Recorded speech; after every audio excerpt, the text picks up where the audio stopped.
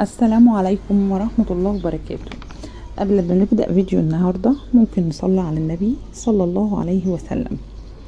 أنا ميراي، عندي 23 سنة. كنت وحيدة ماما وبابا، وكنت بحب سعيد ابن عمي من صغري وهو بيحبني زي ما تقول كده، هو حب عمري.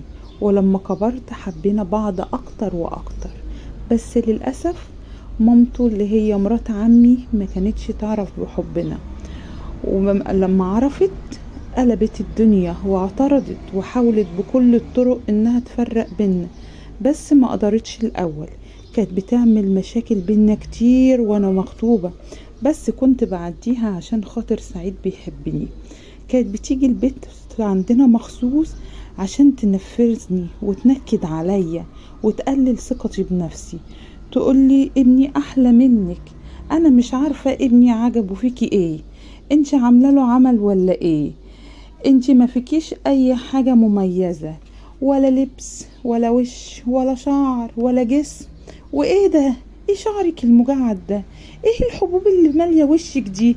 في ايه؟ هو ابني اتعمى ياخد واحدة زيك؟ بس سعيد كان يقول لي ايه، بقولك ايه، طنشي، انا بحبك وما يهمكيش كلامها، انت في عينيا تاخد عينيا تشوفك بيها، انت ملكة جمال في عينيا. وبقيت خلاص بقيت هتجن منها. وفعلا سعيد صمم عليا وما بقاش يسمع كلامها واتجوزنا، وهي هتموت مش عايزاني ولا طيقاني. بس سعيد ما سمعش كلامها ويقول لها بقولك ايه يا ماما، دي حب عمري.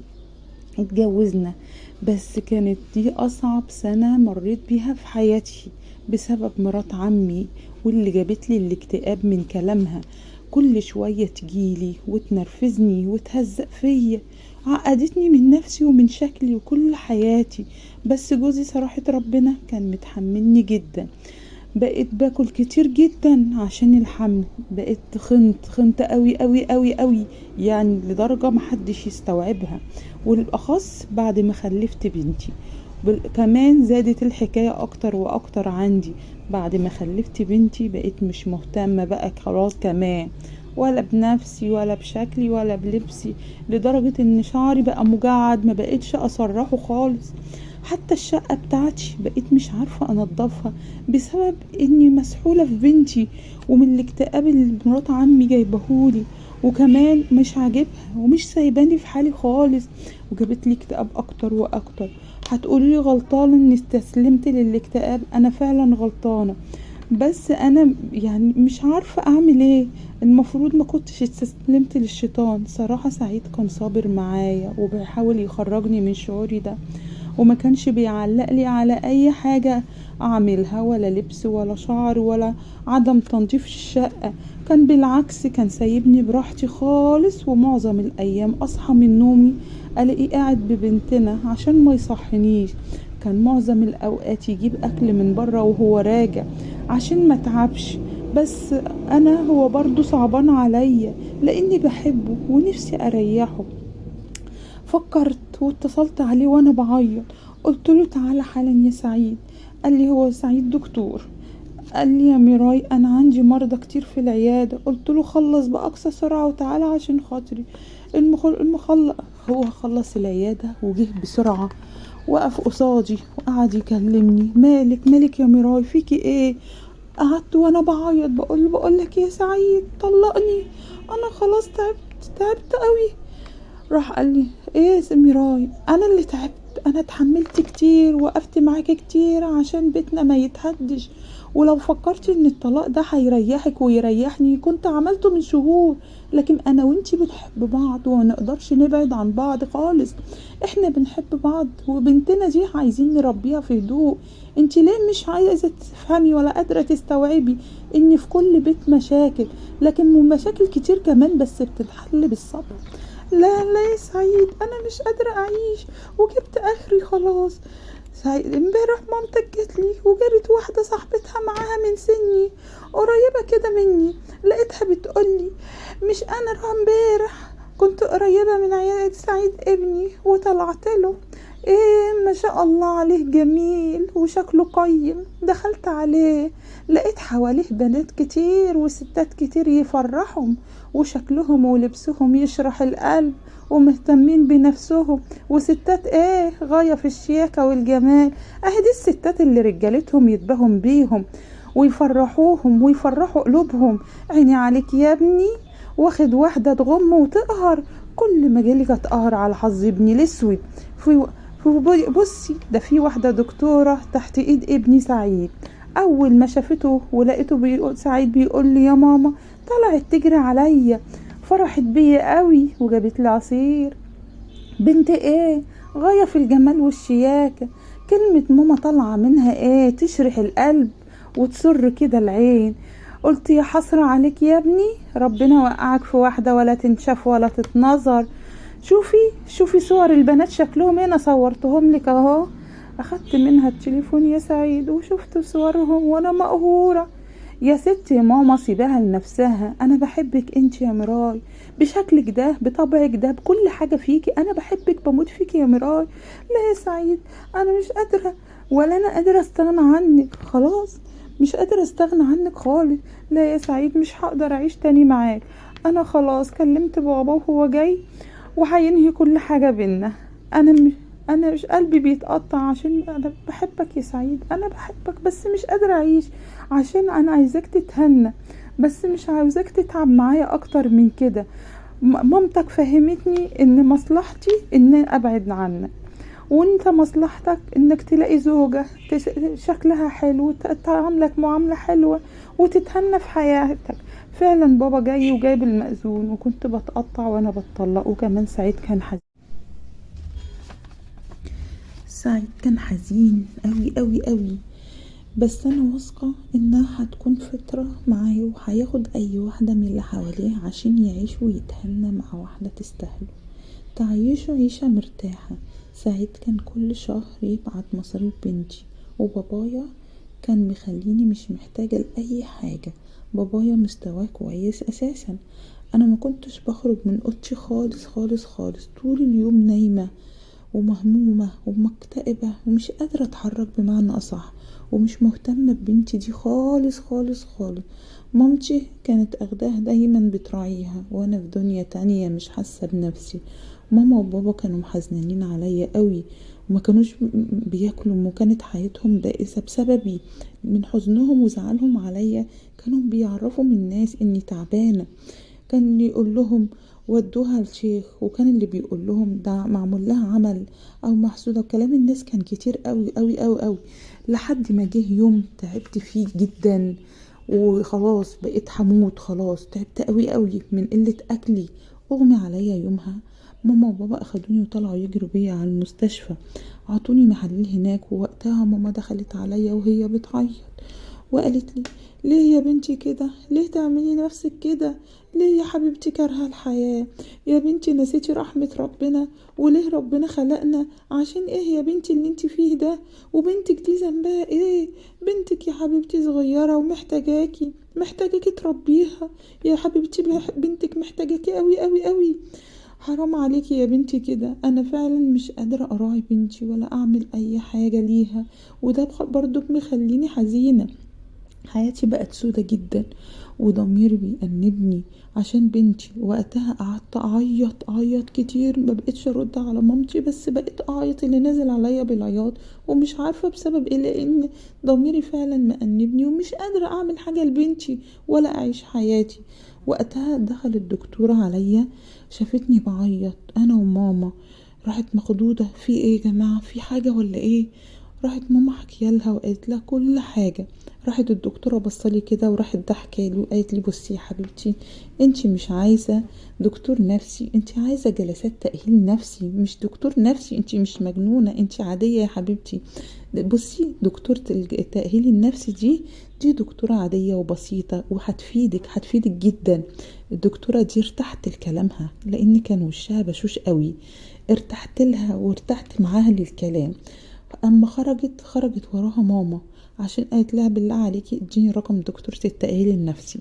بعدها بكام يوم كده قعدت في المستشفى كام يوم، وبعدين خلصت محاليل لغاية ما قدرت اقف على رجلي وخرجت وروحت بيتنا. ماما افتكرت الدكتورة، قالت لي بقولك ايه، انا هحجز لك عند الدكتورة بتاعة التأهيل النفسي دي.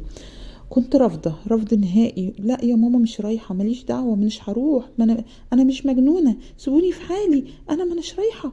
ماما وبابا قعدوا يتحايلوا عليا واصروا جامد، انا عشان خاطرهم ان هم زعلانين عشاني كلام، ما قلت خلاص هروح واريحهم وخلاص عشان اراضيهم. رحت فعلا للدكتورة، قعدت اتكلم معاها، صراحة ارتحت لها قوي وارتحت لكلامها، وحسيت في فرق كبير قوي لتفكيري وتفكيرها، واني لازم اغير من اسلوب حياتي. الدكتورة قالت لي كل اسبوع هتجيلي، كل اسبوع هعمل لك مهمة من المهام. ايه هي المهام بتاعت الاسبوع ده؟ مهام الاسبوع ده هقسمها لك لجزئين، جزء يعتبر من حياتنا والجزء التاني برضو المفروض من حياتنا.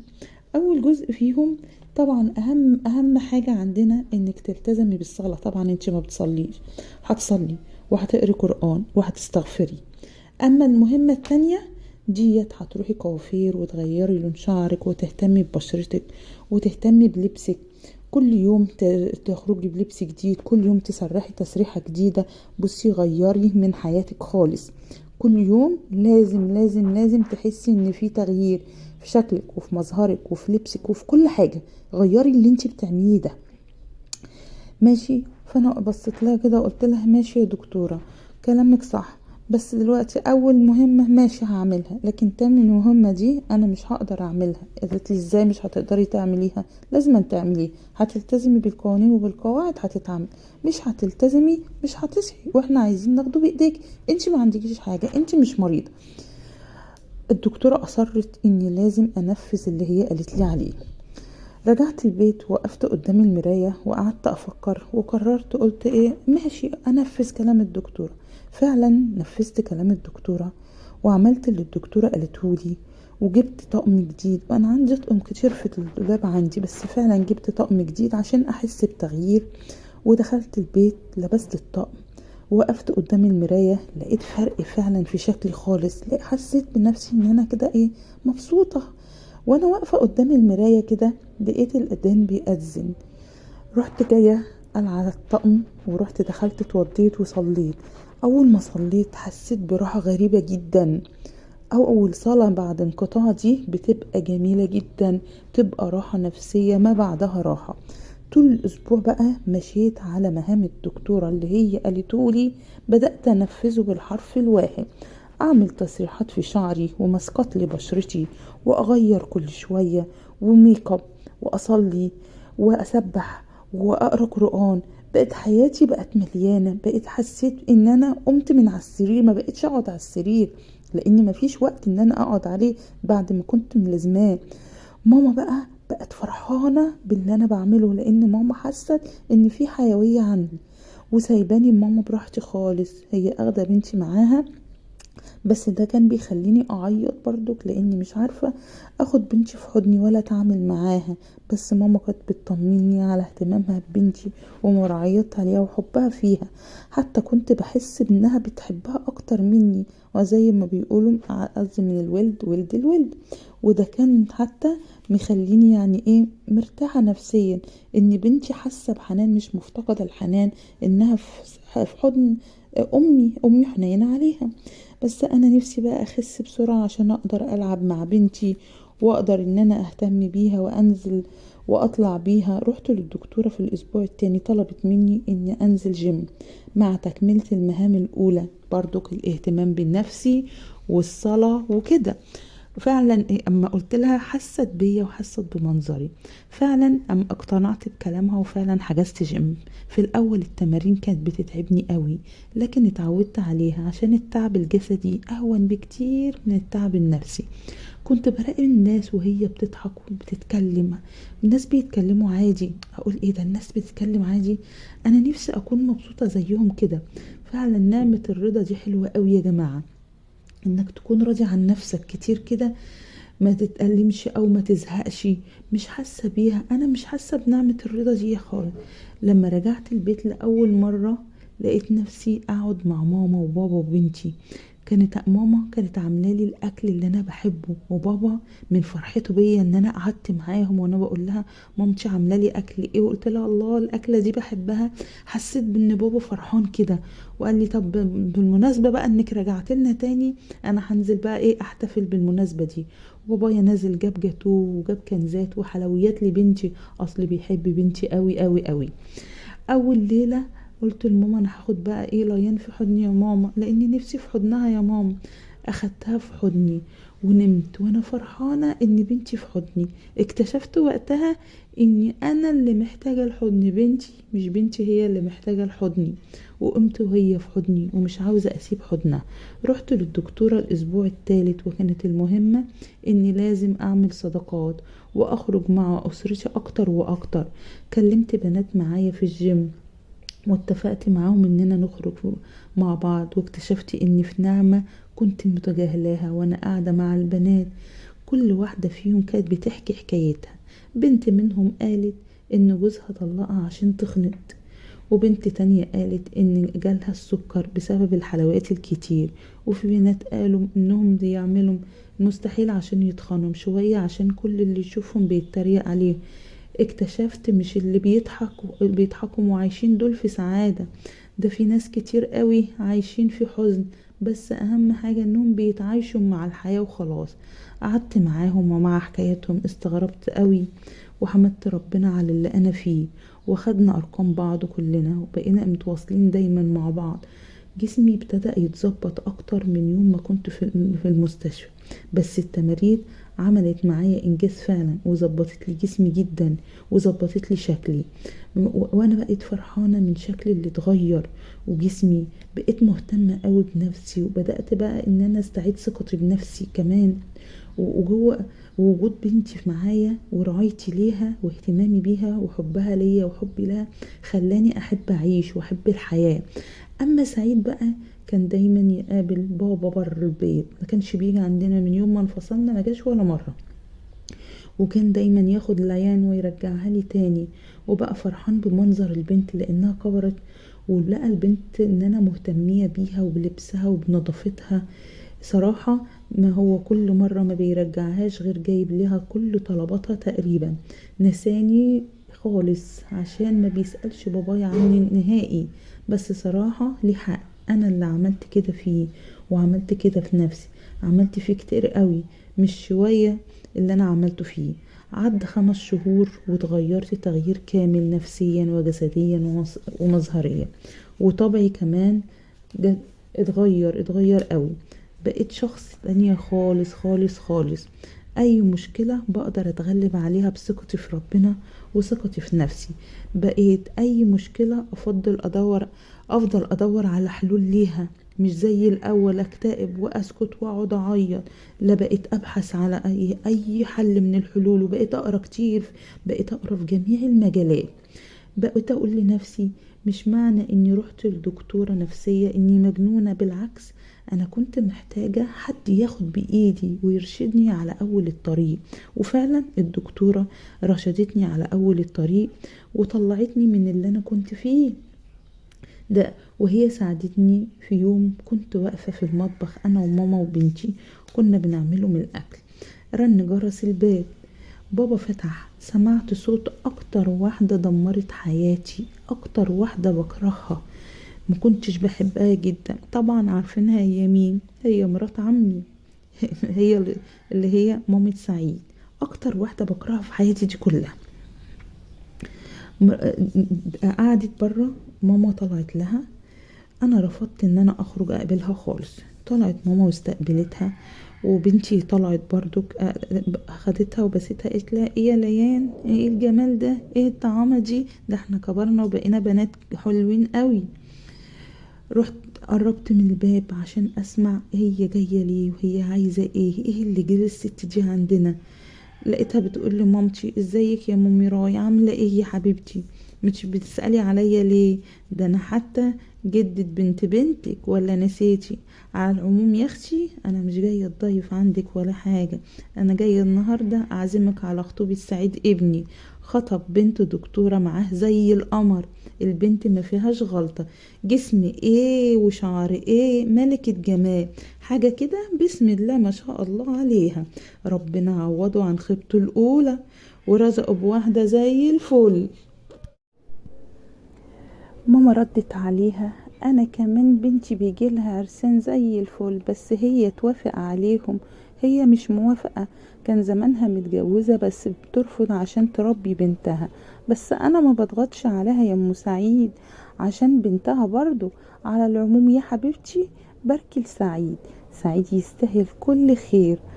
ميراي: انا السبب، انا اللي ضيعت سعيد من ايدي بغبائي. وقعدت اعيط، بس عياطي هيفيد بايه؟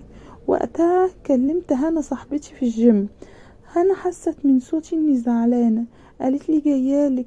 جت على طول: ايه يا بنتي، انتي بتعيطي ليه؟ دي لسه خطوبه. قومي كده يا حبيبتي ورجعي جوزك ليكي، هو انتي هتستسلمي ولا ايه؟ لا يا حبيبتي، بنتك محتاجه لباباها يربيها، وانتي بتقولي سعيد راجل وحنين، ولو بتحبيه مش هتسيبيه يروح منك ابدا. يلا قومي كده، قومي يلا روحي الفرح ووريله ميراي بشكلها الجديد. يلا بلاش كسل، هنقضي الفترة اللي قبل الخطوبة دي كلها اهتمام بنفسنا وببشرتنا وبشعرنا وبجسمنا، ونروح الخطوبة كده بنلمع. بلاش كسل، يلا بقى ننزل نشتري اشيك طقم للخطوبة. صراحة كلام هنا شجعني قوي، وما استسلمتش فعلا ونفذت اللي قالته. واقدر ارجع سعيد تاني؟ معقول بقيت افكر كلام هنا ده ممكن يكون كويس، ممكن سعيد يرجع لي تاني. فعلا نزلت واشتريت فستان رقيق جدا، واشتريت لبنتي زيه، وعملت ميك اب جميل قوي قوي قوي، وعملت شعري تسريحه تحفه في الكوافير. بابا وانا خارجه من اوضتي انا وبنتي ما بقاش مصدق اني بقيت بالجمال والرقه والشياكه دي، ومكانش مصدق اني من الاساس هروح الخطوبه. بس ماما قالت له ايوه هتروح، لان ماما كانت مشجعاني هي وهنا جدا. وفعلا نزلنا انا وبابا وماما وبنتي، وركبنا عربيه بابا ورحنا على القاعه. ودخلنا القاعه، بقى كل اللي يعرفوني مستغربين جدا من منظري وانا داخله.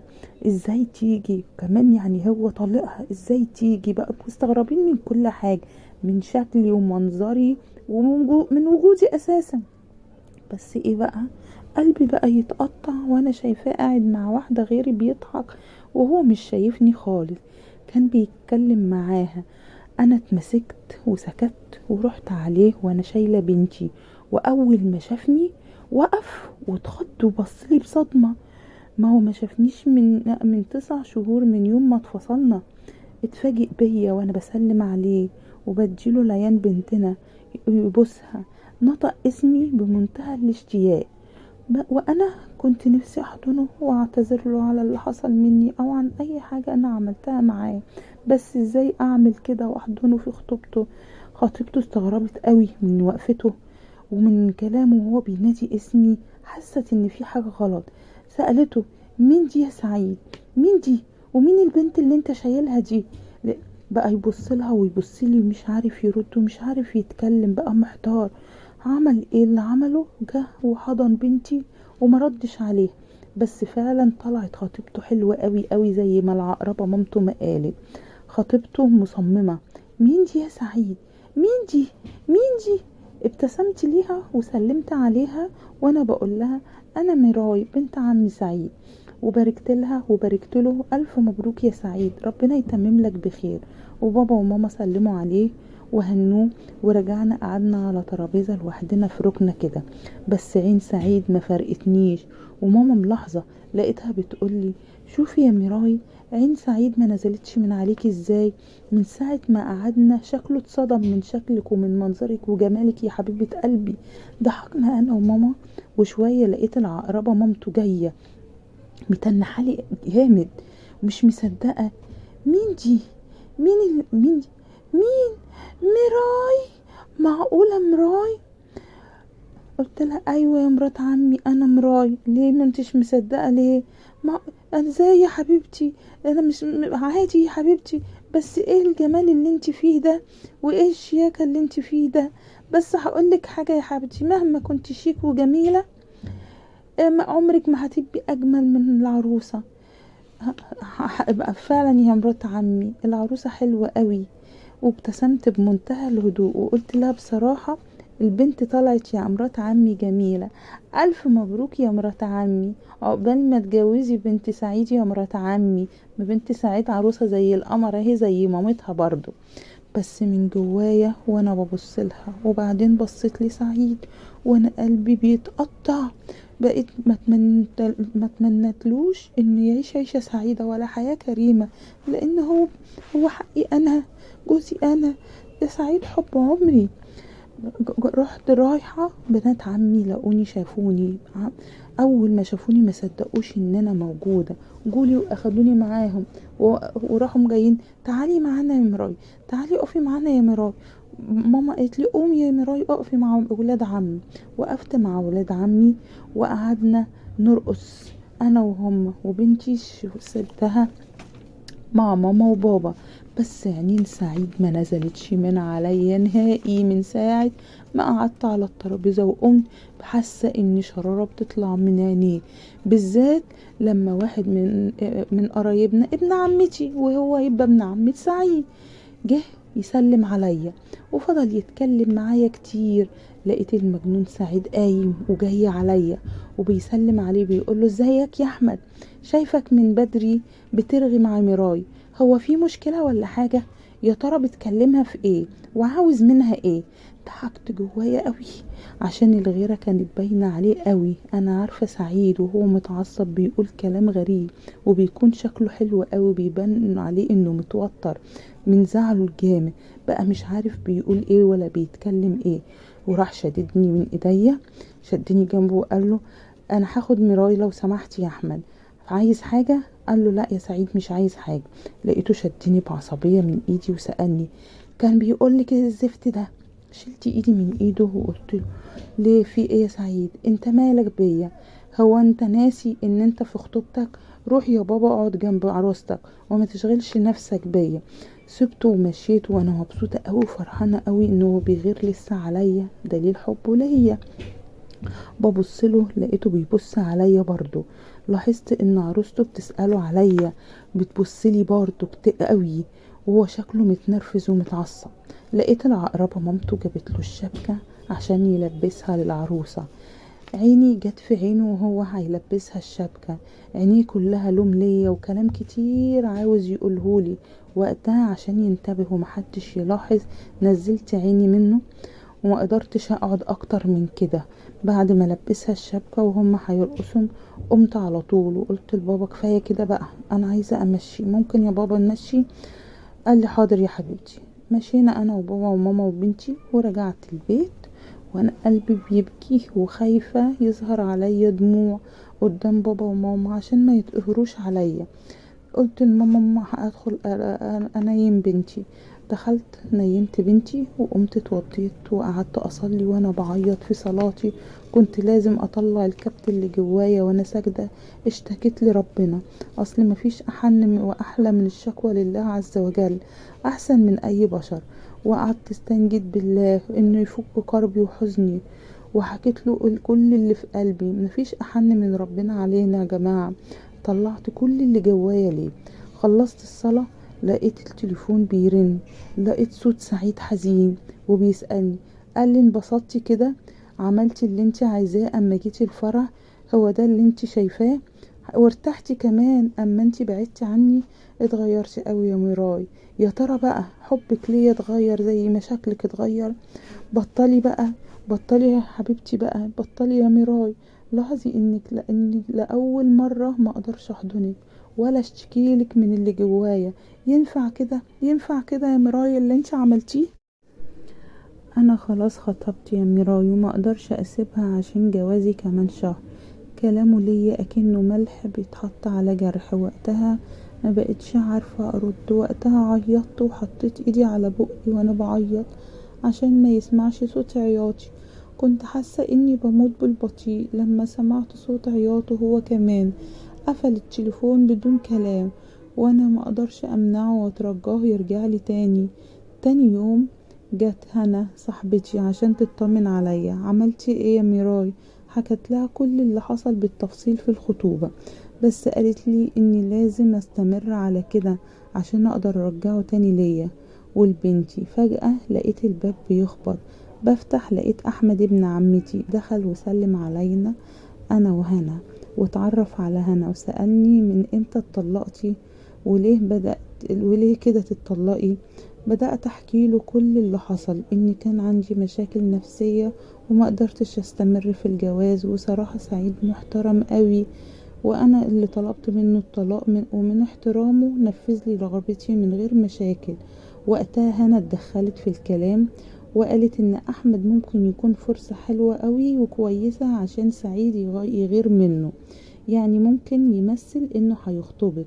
كنت الاول مترددة عشان مش عاوزة اضايق سعيد، وكمان كلامه امبارح انه عمره ما هيقدر يبعد عن خطيبته ده برضك مخليني مترددة. بس احمد وافق ووافق برأي هنا، وكمان هنا ساعدتني، بس كان فاضل طريقة اني اوصل لسعيد ان احمد هيخطبني. احمد رد عليا وقال لي انه دايما بيشوف سعيد مع اصحابه في النادي، وممكن اننا نخرج وقتها ويشوفنا مع بعض انا واحمد. وقتها هنا قالت حلو كده، جميل الكلام ده.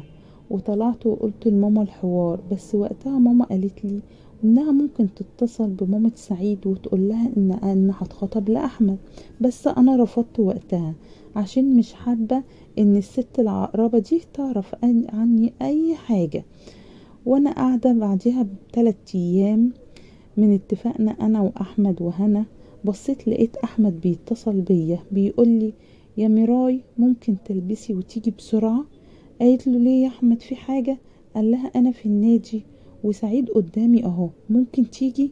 قلت له حاضر من عينيا. قمت بسرعة ولبست فستان شيك قوي وحطيت ميك اب خفيف كده جميل. اقل من نص ساعة كنت ركبت تاكسي بسرعة ورحت النادي. اول ما شافني احمد قعد يضحك يضحك يضحك واخدني من على باب النادي عشان ندخل مع بعض انا وهو. قال لي وهو بيضحك للدرجة دي يا ميراي بتحبي احمد؟ ايه الحب الجميل ده؟ قلت له بقول لك ايه يا احمد؟ احمد ايه؟ انا بحب سعيد مش احمد. قال لي ما انا عارف، انا بتريق عليكي بس انت يا بنتي جيتي بسرعة البرق، ما كنتش مصدق ان انت هتيجي بالسرعة دي. دخلت على الترابيزة اللي قدام سعيد، بس سعيد ما كانش اخد باله مني خالص، كان قاعد بيلعب هو واصحابه شطرنج. كان شكله جميل قوي، كنت نفسي اقوم واقعد جنبه وهو بيلعب. لقيت احمد بيسألني عن هنا صاحبتي، شكلها كده عجبته. قلت له انه بنت محترمة قوي اتعرفت عليها في الجيم، كانت مخطوبة وخطيبها سابها بسبب انها تخن. انشغلت مع احمد وانا بحكي له عن هنا زميلتي، ونسيت سعيد خالص خالص انه قاعد ولا انه ببص عليه ولا حاجة. فجأة وانا بكلم احمد لقيت سعيد جايب كرسي وقاعد جنبي وبيبصلي بشر كده وشكله يخوف. احمد قال لسعيد سعيد ايه ده؟ ايه الصدفة الجميلة دي؟ انت هنا لوحدك ولا معاك خطيبتك؟ قال له مالكش فيه. قال له يعني ايه يا احمد اسلوب ايه يا سعيد اسلوبك ده؟ قال له بقولك ايه، مالكش دعوة بيا. قال له يا ابني مش بترد ليه؟ لو سمحت احمد اختفي من وشي لو سمحت دلوقتي، لو سمحت انا مش طايق نفسي، ارجوك يا ابني مالكش دعوة بيا. قال له ازاي انت بتكلم الكلام ده؟ بقولك ايه يا هانم، انت بتعملي ايه هنا؟ يعني ايه بعمل ايه هنا؟ ايوه يا محترمة، بتعملي ايه هنا؟ رفعت صباعي وقلت له ارجوك ما اسمحلكش تكلمني بالاسلوب ده ولا بالطريقة دي، انا قاعدة في نادي عام وكمان مع ابن عمتنا، عارف يعني ايه؟ ولا نسيت ان هو ابن عمتك زي ما هو ابن عمتي؟ لا ما نسيتش، بس اللي انا فاكره قوي انك ودلوقتي لازم تكوني في البيت قاعدة مع بنتك بتربيها بدل ما انت جاية تتفسحي مع شباب. احمد وقف قال لي يلا يا ميراي قومي بدل ما اعمل مشكلة مع سعيد ونضرب بعض والناس تتفرج عليه. ايه اسلوبك الوقح ده؟ ايه اللي انت بتقوله ده؟ وقف سعيد وقال له وريني يا احمد هتعمل ايه. وقفت وسطهم وانا مرعوبة عشان ما يتخانقوش. قلت لي احمد تعالى يا احمد وصلني لو سمحت، رجعني البيت. سعيد مسك ايدي جامد وقال لي انتي مش متحركة من هنا غير مع حد، مع غيري، انا اللي هاخدك وهوصلك. راح احمد اتضايق طبعا، بس كان عايز يرد عليه وكانوا هيحاولوا يضربوا بعض. بس انا اترجيت احمد، قلت له انا اسفه يا احمد، عشان خاطري يا احمد ممكن تمشي، بالله عليك ممكن تمشي يا احمد. احمد وانا حاضر ماشي يا مروه عشان خاطرك همشي. بعدها احمد مشي وانا رحت جايه واخده، قلت له لا اتفضل يلا يا استاذ تعالى وصلني البيت. خرجت انا وسعيد وركبت العربيه، وفجاه لقيته بيسالني وهو متعصب قوي، وضرب ايده في طابلوه العربيه وقال لي مبسوطه مبسوطه يا هانم ان الحياه وصلت بينا لكده. وهو بيخبط ايديه انجرحت. صعب عليا قوي لما لقيت الدم نازل من ايده، مسكت ايده وانا بعيط ومسحتها. سعيد ايدك اتجرحت ليه يا سعيد كده؟ ايه الدم ده؟ لقيته طبطب عليا وقال لي لسه بتحبيني يا مراي؟ وحشاني قوي يا مراي، الحياة من غيرك وحشة قوي، الحياة من غيرك ملهاش اي معنى خالص، انا تعبان من غيرك ومش عارف اعمل ايه ولا اعيش ازاي. ضعفت من كلام سعيد ودموعه. انا اسفة يا سعيد، حقك عليا وانا بعيط، انا مفيش حد غيرك في حياتي يا سعيد، كان غصب عني، ارجوك تعالى نرجع لبعض تاني ونعيش لحبنا ولبنتنا، البنتنا اللي محتاجاك ومحتاجاني. سيب خطيبتك يا سعيد وارجعلي. مسك ايدي وبسها ومسح دموعه بايديا وقال لي انا مش هينفع خالص ان هو يسيب خطيبته. استغربت قوي ازاي مش قادر يعيش من غيري وتعبان، وازاي مش عارف يسيب خطيبته، في حاجة غلط في الموضوع مش فاهمها خالص. وصلني للبيت ونزلني من العربية ونزل معايا. لقيته بيقول لي انتي اتغيرتي قوي، انا بحبك في جميع اشكالي، بس انتي بقيتي جميلة جدا واحلى قوي من الاول. اعطاني ثقة في نفسي او قلبي بقى بيرقص من فرحتي بكلامه. قلت لي ملكش دعوة بيا، روح يا اخويا لخطيبتك زمانها بتدور عليه. طلعت على السلم وانا بتدلع وانا طايرة من الفرح لانه بيحبني لسه وبيغير عليا. وسعيد طلع معايا يشوف بنته، لقيته وانا على الباب بيقول لي الفستان ده ما تلبسهوش تاني، فاهمة؟ قلت له ان شاء الله. قال لي ضيق قوي عليكي، اصلا المفروض ما تلبسيش لبس ضيق، البسي واسع شوية، انت ام بنتي.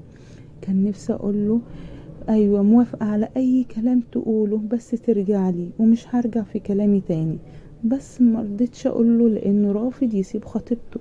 دخل وقعد يلاعب بنتنا وما بقاش عاوز يمشي خالص غير اما جاله اتصال تليفوني.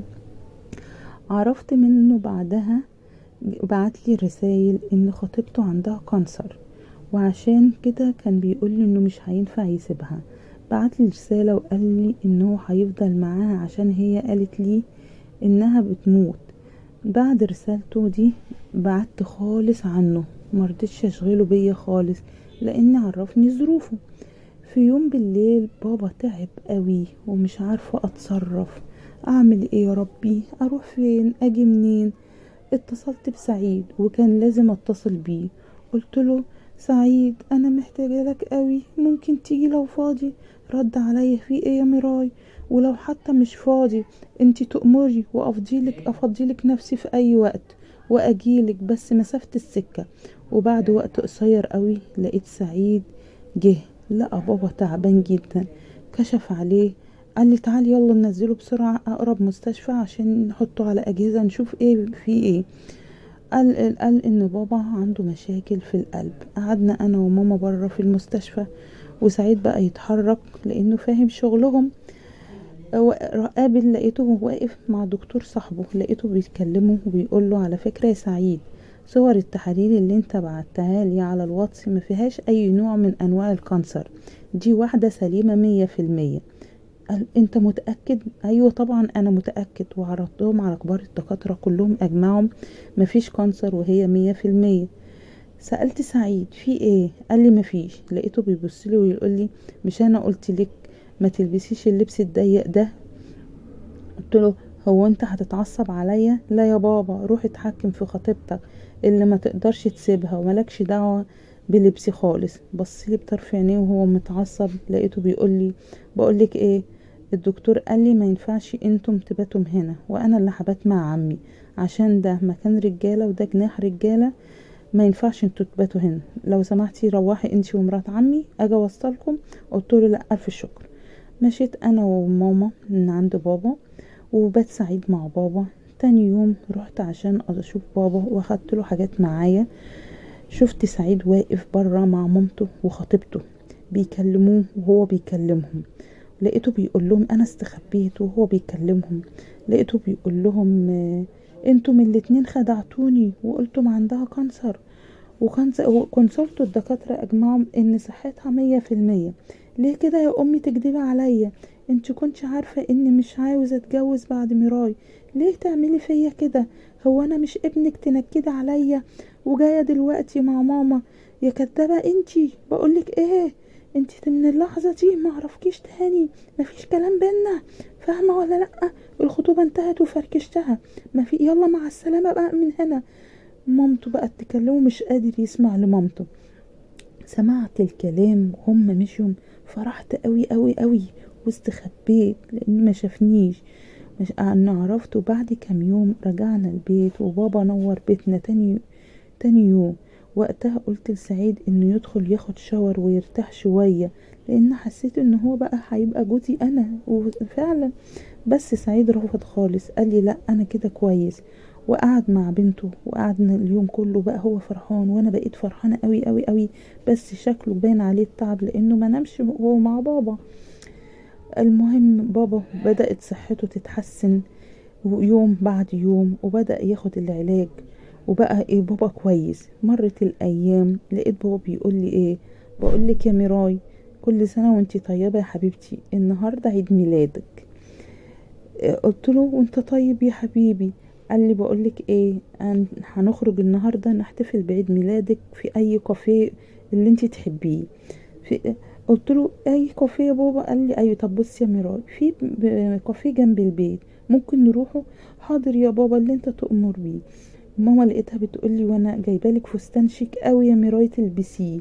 ماشي يا حبيبتي، عايزاكي جميله كده النهارده يوم عيد ميلادك كده يا حبيبتي، عايزاكي تنورينا كده. لا حاضر يا ماما. لقيت ماما جايبالي فستان ابيض رقيق قوي قوي قوي، وجايبه لبنتي فستان زيه بالظبط ابيض ورقيق قوي. فاول ما شفت فستان بنتي فرحت قوي فرحت قوي.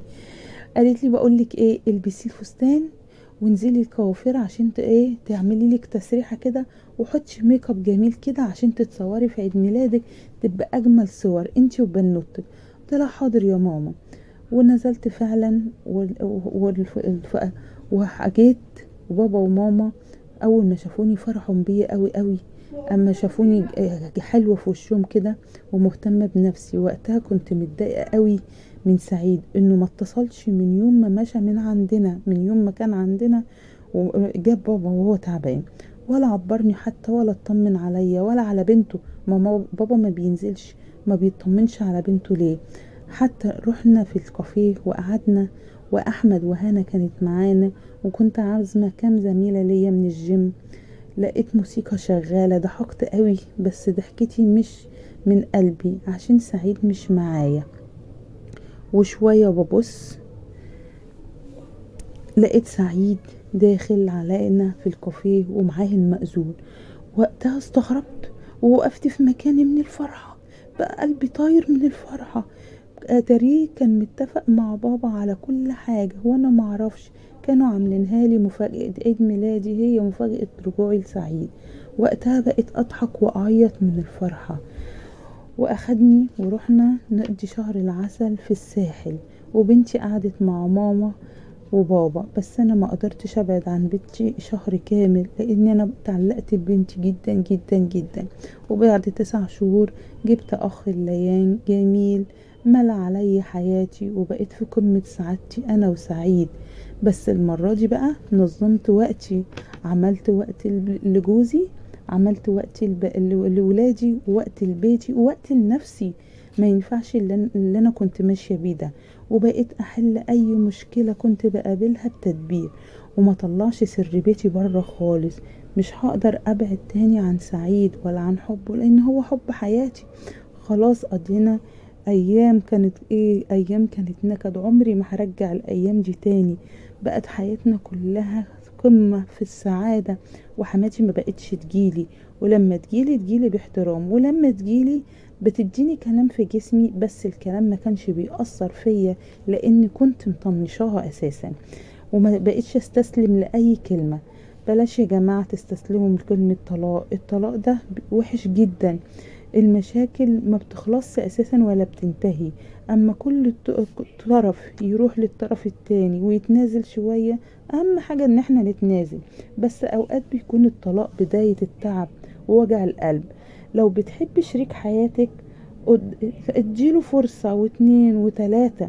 بصي للمميزات الموجودة عنده، ما تبصيش للعيوب، او اخلصي المميزات على العيوب. مفيش حد كامل يا جماعة، محدش كامل غير سيدنا محمد عليه الصلاة والسلام. طبعا ولو في اطفال، الاطفال هم اللي بيتظلموا، والاطفال هم اللي بيتعبوا.